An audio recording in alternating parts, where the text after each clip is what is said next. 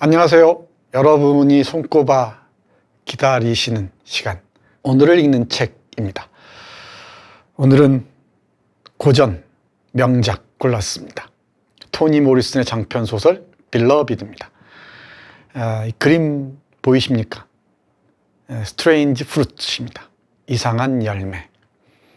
흑인 노예들이 백인들에 의해서 린치를 당해서 이 나무에 매달려 있는 모습입니다. 빌리 할러데이의 노래 스트레인지 프루트, 언젠가 소개해드린 적이 있죠. 저는 미국의 역사는 치명적인 원죄에서 출발한다고 늘 생각해 왔습니다. 하나는 아메리칸 원주민 대학살, 또 하나는 흑인 노예를 동원한 이 개발, 흑인 노예에 대한 이 억압과 착취, 수탈, 이것이야말로 미국의 무의식에 잠재해 있는 죄가 아닌가 싶어요. 미국은 늘 이 죄를 의식하면서 반성과 성찰을 거듭해야 할 터인데 그렇지 못한 것 같습니다. 얼마 전에 있었던 흑인 이 살해는 물론이고요. 지금도 인종차별의 깊은 이 늪에서 빠져나오지 못하고 있는 것처럼 보입니다. 미국은 미국으로만 끝나지 않기 때문에 문제가 되는 것이죠. 미국이 이상해지면 전 세계가 이상해집니다. 한반도는 물론이고요. 우리가 미국을 더 깊이 들여다봐야 하는 이유도 우리의 삶과 미국이 일정 정도 관련이 있기 때문이 아닌가 싶습니다. 우리는 미국 판타지에서, 미국 환상에서 쉽게 벗어나지 못하죠. 아직도 미국을 은인의 나라, 이 낙원으로 생각하는 사람들이 적지 않습니다. 자, 미국의 이 어둠 속으로 토니 모리슨과 함께 들어가 보도록 하겠습니다.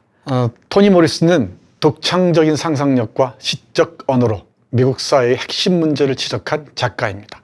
미국 사회의 핵심 문제란 바로 흑인 문제입니다. 인종 문제죠. 인종 문제는 지긋지긋하게 뿌리 뽑히지 않습니다. 오래전에 소개해드렸던 리처드 라이트의 미국의 아이 생각나십니까?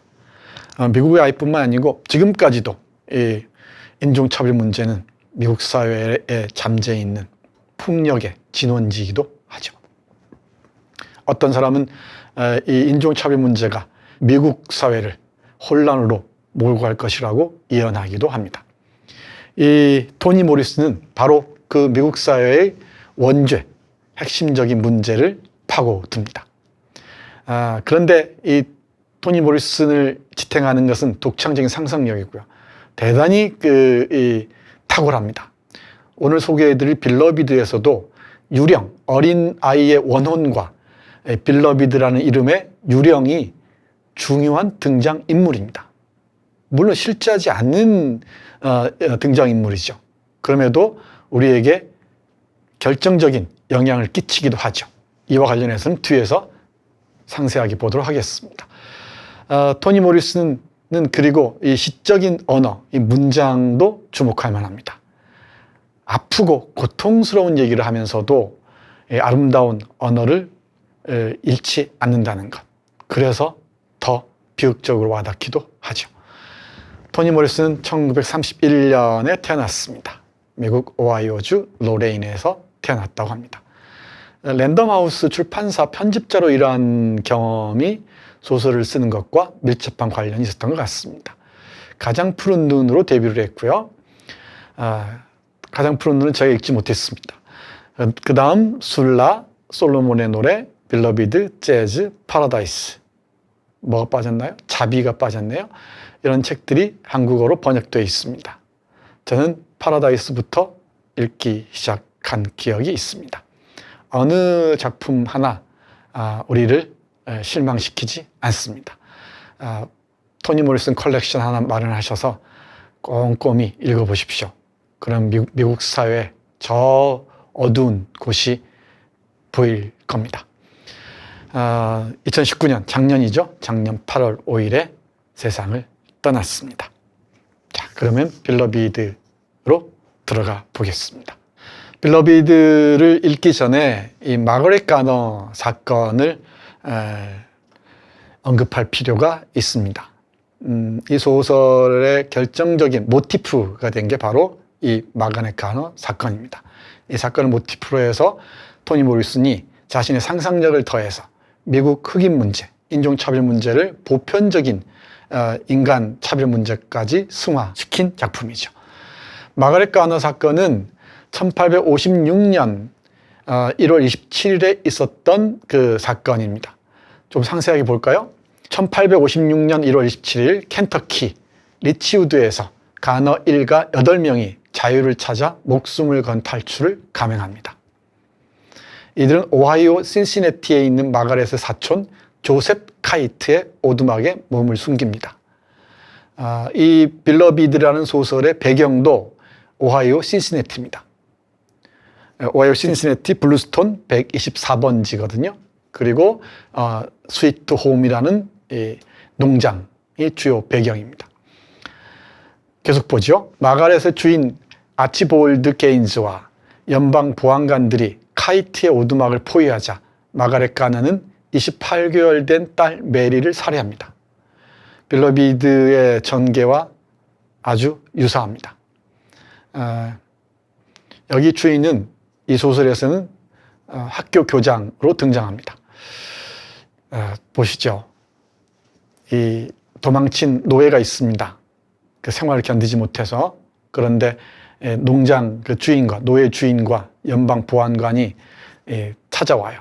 그러자 어머니가 28개월 된 2살이 갓 넘은 딸을 살해합니다. 그것도 충격적인 방법으로. 왜 그랬을까요?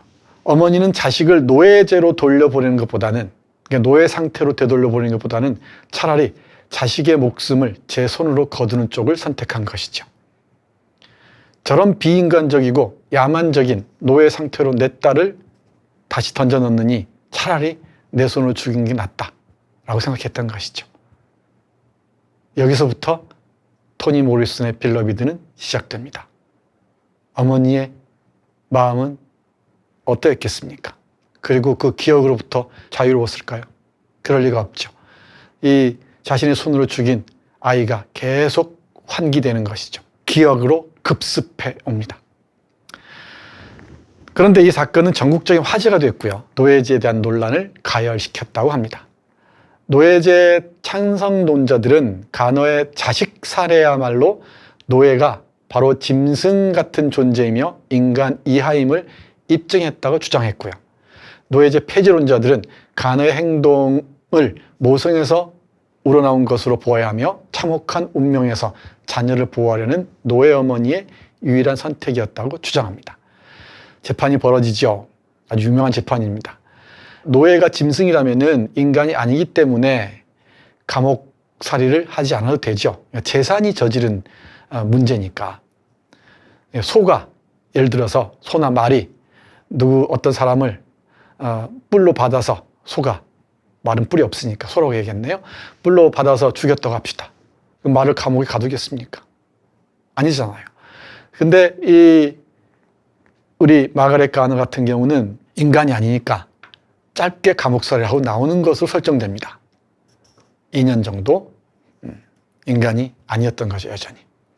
이 마가렛 가너 사건은 대단히 문제적인 사건이었습니다. 그리고 노예 해방 투쟁사에서 잊지 말아야 할 사건이기도 하죠. 미국의 깊이 패인 상처이기도 합니다. 그리고 부끄러운 지점이기도 하죠. 이 마가렛 가너 사건을 모티프로 해서 토니 모리슨은 이 빌러비드라는 책을 씁니다. 정말 훌륭한 작품입니다. 꼭 읽으셨으면 좋겠습니다. 제가 여러분들에게 꼭 읽으라는 부탁을 하지 않잖아요. 제 얘기만 들어도 충분하다고 말씀드리지 않습니까? 그런데 빌러비드는 읽으셨으면 참 좋겠습니다. 그러면 간단하게 줄거리 살펴보고 한두 문장 여러분께 읽어드리겠습니다. 이 빌러비드의 주인공은 세서입니다. 세서. 그리고 이 빌러비드는 자신의 손으로 죽인 딸의 이 유령입니다. 그러니까 찾아온 기억이죠. 유령과 이 세서가 사는 모습을 그리고 있습니다. 자, 보시죠. 세서는 스위트홈이라는 플랜테이션 농장에서 일했던 흑인 여자 노예입니다. 비참한 생활을 견디다 못한 그녀는 자녀를 데리고 도망치기로 합니다. 자녀가 셋 있었어요.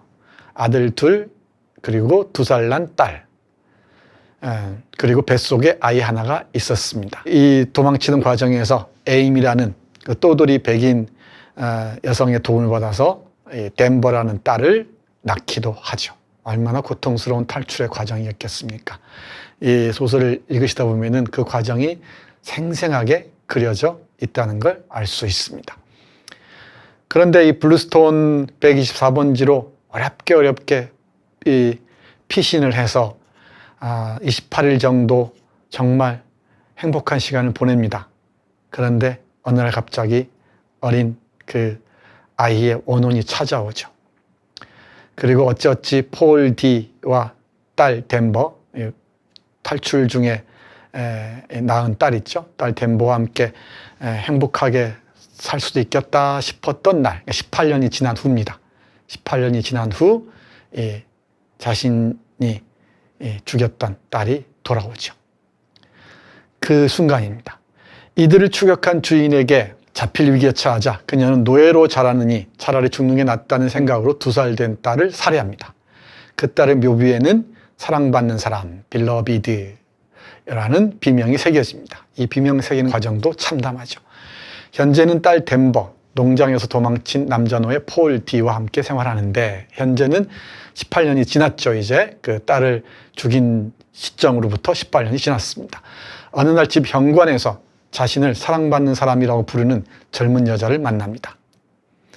덴버는 그 여자가 죽은 자신의 언니임을 알아차립니다. 이 초자연적인 존재, 그러니까 유령이죠. 기억의 귀한 또는 기억의 습격이죠. 잊힌 줄 알았더니 이 기억이 찾아온 겁니다. 물론 그 전에도 아기 원혼이 가끔씩 괴롭히긴 했었습니다만 이 초자연적인 존재의 등장으로 두 아들은 집을 떠나고요. 세서와 미래를 약속했던 폴 D마저 떠납니다. 세서는 사랑받는 사람 때문에 고통을 겪고 그녀에게 왜 자신이 그녀를 죽여야 했는지를 설명합니다. 설명해야죠. 근데 설명이 되겠습니까? 딸 덴버는 주변 사람들에게 도움을 청하고요.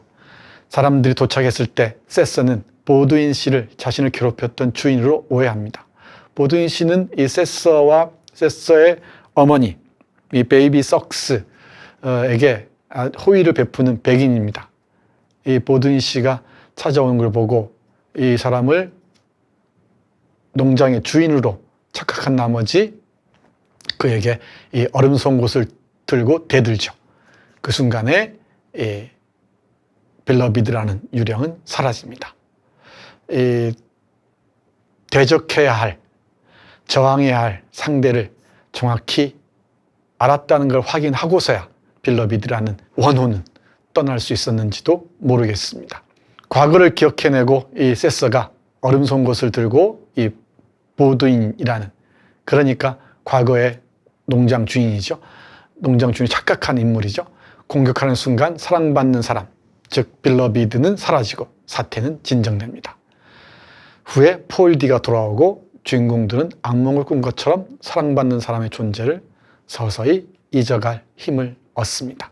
이 빌러비드라는 소설은 하나의 애도의 서사라고 얘기할 수 있겠죠. 애도의 방식은 이 슬픔을 읽는 방법이기도 하고 그 원혼을 제자리로 돌려놓는 과정이기도 하죠. 그러기 위해서는 진실을 정확하게 규명해야 될 것입니다. 그 진실을 이 파헤쳐가는 과정들을 그리고 있는 작품이라고 보시면 좋을 듯 합니다. 이 소설에서 눈에 띄는 문장 2곳만 집중적으로 보겠습니다. 상세한 강의는 유튜브에서 토니 모리슨의 빌러비드를 검색하시면 제가 저희 동네에서 한 강의가 올라와 있을 겁니다. 생생하게 살아있는 강의를 들을 수 있을 테니까 궁금하신 분들은 참고하시기 바랍니다. 잊히지 않는, 잊을 수 없는 기억의 습격. 기억은 우리의 의지와 상관없이 어느 순간 습격해오죠. 시도 때도 없이. 딸을 자기 손으로 죽인 어머니일진데 그 고통스러운 기억이 순간이라도 떠날 수 있었겠습니까? 이 세서와 딸 덴버, 막내딸이죠. 덴버의 대화를 한번 들어보시죠. 세서가 엄마가 딸에게 하는 말입니다. 세월에 대해 얘기하고 있었단다. 세월이라는 건 믿기가 힘들다고. 어떤 순간은 떠나가. 그냥 흘러가지. 또 어떤 순간은 그냥 머물러 있고. 예전에는 그게 내 재기억 때문이라고 생각했단다. 재기억. 끊임없이 찾아오는 기억들이죠. 너도 알 거야. 어떤 일들은 까맣게 잊어버리지만 또 어떤 일들은 절대 잊지 못하잖니. 하지만 그게 아니었어. 그 자리가 여전히 거기 남아있어. 만약 집이 불타 무너져 버렸다 해도 그 장소, 그 집의 광경은 남아있거든. 단지 내 재기억 속에서만이 아니라 세상 어딘가에 말이야. 내 머릿속이 아니라 세상 밖 어딘가를 떠도는 광경을 내가 떠올리는 거야. 내 말은 설사 내가 그걸 생각하지 않더라도, 심지어 내가 죽더라도 내가 했거나 알았거나 본 일들의 광경은 여전히 어딘가에 남아있다는 거지. 그 일이 벌어진 바로 그 자리에. 그 일이 벌어진 바로 그 자리에. 여기에서 일단은 문장에 주의하면서 읽으실 필요가 있습니다. 짤막짤막한 단문이면서 대단히 인상적인 문장들이 이어지고 있습니다. 시적인 문장을 구사한다고 얘기했는데 이런 점을 두고 얘기하는 게 아닌가 싶습니다. 이 소설 곳곳이 바로 이런 문장으로 가득합니다. 잊히지 않는, 잊을 수 없는 기억이 빌러비드라는 그 유령의 형태로 자신을 언젠가는 습격해 오리라는 것을 예감한 것이겠죠. 물론 아기 원혼도 떠돌고 있었습니다마는. 그런데 그야말로 18년 후에 정말 이제 좀 잊고 다시 사랑하는 사람 만나서 살아봐야지 하는 순간, 마을 축제 현장에서 서커스를 구경하고 돌아오는 날입니다. 그날 자신의 집 앞에 빌러비드라는 이름의 기억이 자신을 기다리고 있습니다. 이때부터 기억은 이 세서라는 엄마를 괴롭히기 시작하죠. 고통스럽게 하죠. 지금까지는 어떻게든 이 미래를 위해서 과거를 막으려고 했거든요. 근데 그럴 수가 없습니다. 추궁하는 건데 이 추궁에 대답할 수밖에 없죠. 대답하지 않으면은 이 빌러비드는 떠나지 않을 테니까. 유령은 떠나지 않을 테니까. 빌러비드는 이 문장에 따르면은 무한한 사랑을 갈망하는 탐욕스러운 유령입니다. 그러니까 기억의 형태로서 이 빌러비드를 설정한 것이죠. 그러니까 유령 소설이에요. 유령 소설입니다. 다시 말씀드리지만 이 노예 상태로 딸을 내던지고 싶지 않아서 죽인 어머니와 그 딸의 이 관계를 그린 소설이라 했잖아요. 그러니 어머니에 대한 원망이 얼마나 깊고 크겠습니까? 그리고 이 빌러비드는 어머니에게 얼마나 많은 사랑을 갈망하겠습니까? 그리고 엄마는 또 얼마나 미안했겠습니까? 모든 걸 바치겠죠. 근데 그래서는 빌러비드는 떠나지 않습니다. 이런 상황으로 내몬 그 문제의 진원이 무엇인지를 알아야 한다는 것이죠. 그것이 바로 이 송곳, 그 얼음 송곳을 들고 내달았던 그 모자를 쓴 백인이었던 것이죠. 이 엄마가 이 모자를 쓴 백인을 향해서 이 얼음 송곳을 들고 뛰어나가는 것을 보고 이 빌러비드는 이 집에서 사라집니다. 이 빌러비드와 어머니의 관계를 그린 문장 한번 보시죠. 제가 보기에는 이 소설의 핵심인 것 같습니다. 핵심처럼 보이는 문장들이 아주 많습니다만은 그 중에서도 주목해야 할 부분이 아닌가 싶습니다. 볼까요? 빌러비드의 눈빛이 빛날수록 한때 절대 시선을 피하지 않던 두 눈은 불면증의 환자의 텅 빈 동공으로 변해갔다. 세서는 더 이상 머리도 빗지 않고 세수도 하지 않았다. 그저 의자에 앉아 매질을 당한 아이처럼 입술만 빨았다. 그동안 빌러비드는 그녀의 생명을 갉아먹고 빼앗아 점점 더 부풀어 오르고 점점 더 키가 커졌다. 늙은 여인은 불평 한마디 없이 순응했다. 딸이 찾아와서 나를 왜 죽였어? 왜 나를 버렸어? 라고 원망의 말을 쏟아놓습니다. 나를 더 사랑해줘. 그러니 엄마가 왜 사랑하지 않겠습니까? 미안함이 얼마나 절절했겠습니까? 그래서 어머니는 오랫동안 다니던 일자리도 그만두고 딸에게 모든 걸 바칩니다. 모아두었던 돈도 다 쓰죠. 그래도 이 빌러비드는 죽은 딸의 유령은 만족할 줄 모릅니다. 다시 말씀드리지만 모자를 쓴 백인을 향해 얼음 송곳을 들고 달려갔을 때야 비로소 사라진다고 했죠. 그 의미를 간파하는 게 대단히 중요합니다. 조금 더 보겠습니다. 세서는 톱질에 대한 보상을 하려 애썼고, 이 톱질은 대단히 고통스러운 표현입니다만은 그 아이를, 2살박이 아이를 톱으로 썰어서 죽입니다. 옆에 죽일 수 있는 방법이 그거밖에 없었던 모양이죠. 톱밖에 없었던 것 같습니다. 세서는 톱질에 대한 보상을 하려 애썼고 빌러비드는 그 보상을 받고 있었다. 하지만 거기에는 한도 끝도 없었고 한없이 작아지는 엄마를 보면 덴버는 수치스럽고 화가 났다. 이 덴버는 딸입니다. 지금 함께 살고 있는 딸. 20살쯤 됐죠. 지금은 세월이 18년, 20년이 지났으니까. 하지만 엄마가 가장 두려워하는 일이 바로 덴버가 제일 처음 두려워했던 그 일이라는 것을 알고 있었다. 빌러비드가 떠날지도 모른다는 두려움. 자신이 빌러비드를 깨우쳐 주기 전에 떠날까봐 그게 어떤 의미였는지, 그 조그만 턱 아래 대고 톱날을 켜는 게 얼마나 힘들었는지, 손 안에서 아기의 피가 기름처럼 펑펑 솟구치는 게 머리가 떨어져 나가지 않도록 얼굴 붙잡고 있는 심정이 생명의 힘으로 달콤하고 포동포동한 그 사랑스러운 아기의 몸을 관통하는 죽음의 경련을 어떻게 흡수하려고 꼭 껴안는 심정이 어땠는지를 이해시키기 전에 빌러비드가 떠날까봐. 그 과정들을, 왜 엄마가 딸을 죽여야만 했는지, 엄마가 딸을 잔혹한 방법으로 죽일 때 엄마의 심정이 얼마나 고통스러웠는지를 설득시키기 전에 이 빌러비드가 떠날까봐 초조해했다는 것이죠. 근데 이게 이 설득이 되겠습니까?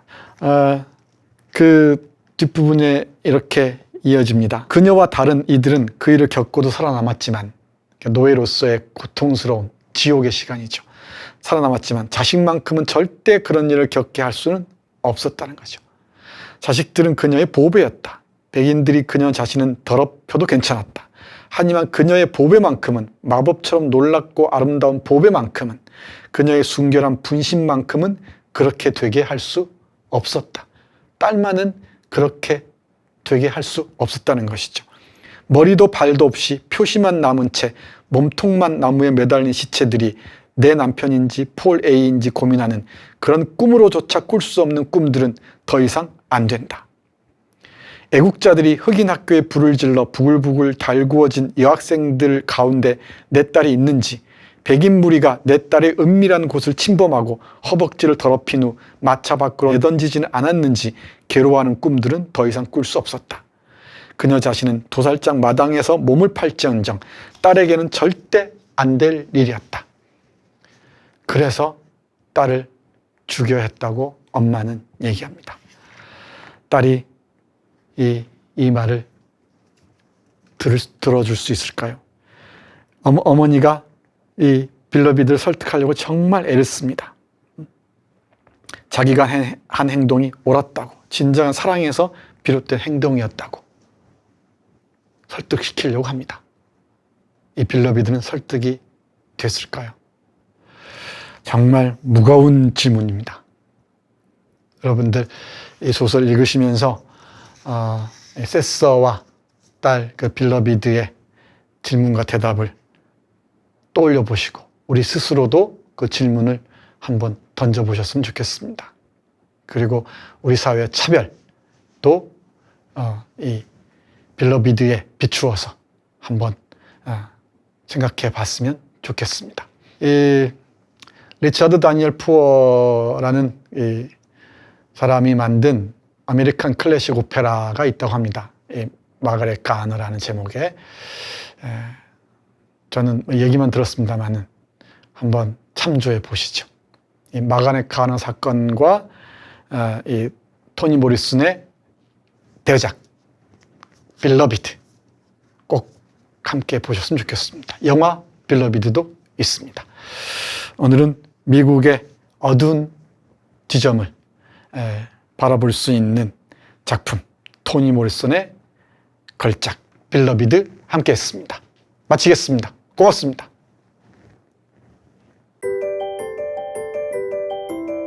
기